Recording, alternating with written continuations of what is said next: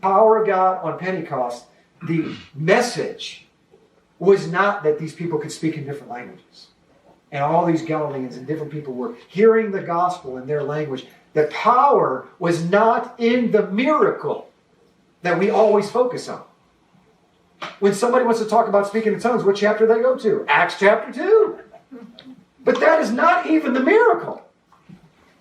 We forget the miracle, the greatest miracle in this moment, which is the last festival of the spring, which will connect to the Feast of Trumpets 3.5 months later, almost to the day, is the fact that God was moving the Holy of Holies from the temple that was right over there to right in here. That was the miracle.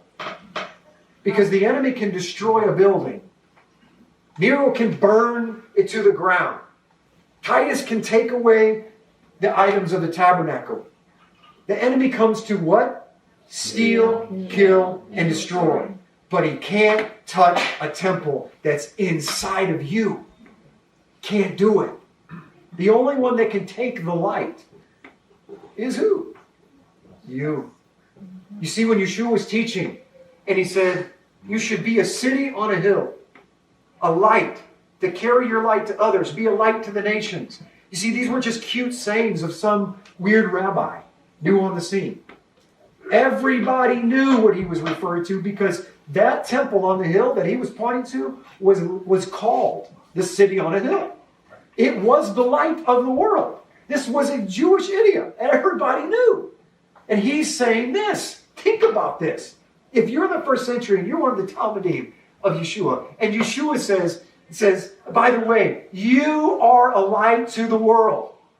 Everyone that's Jewish that is around here, that grew up since they were this high, that they were told that is a city on the hill and that is a light to the world. And Yeshua, this rabbi, turns around to you and says, you are the light of the world.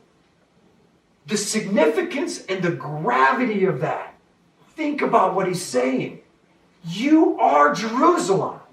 You are the temple. You are the ancient tabernacle. All these patterns are built for a reason. I'm telling you, I'm transferring the power and the anointing and the fire of God from a transparent place above the temple to inside the temple, to where it will be just as obvious when you have the fire of God, because it will empower, it will light, it will be the city, and you can't hide it under a bushel. Even if you try, you can't. Fires can't be hidden. When you try to cover a fire, what happens? It fans into flame even further. When you truly have the fire of God in your life, it explodes with fury of God, with the love of God. It explodes with compassion and empathy. It grows. The spiritual gifts, let's say them together.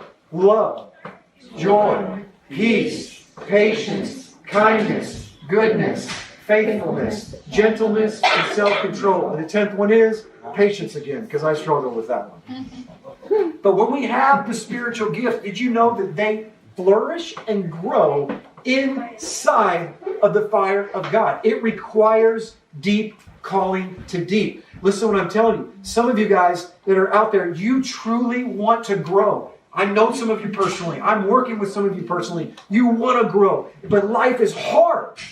And walking through the valley of shadow of death is difficult. But I'm telling you that the only way to grow closer to God is to be in the fire. There is no other way. When Shadrach, Meshach, and Abednego were thrown into the furnace, it was the only way for promotion. There was no other way. The God of Israel was promoted above all other gods. And these three people that were nobody were promoted above all people, and it took fire to get there. God is found in the fire. It's not found in the water. Death of your flesh is found in the water. That's what going through the Red Sea was all about. Once the flesh is behind you, true supernatural growth comes through fire. Do you believe that? Can you understand that it was not a coincidence that God showed up for the very first time and introduced himself to all of Israel through what medium? Fire. First through the burning bush. then on to every Israelite on top of Mount Sinai, what was it? It was fire.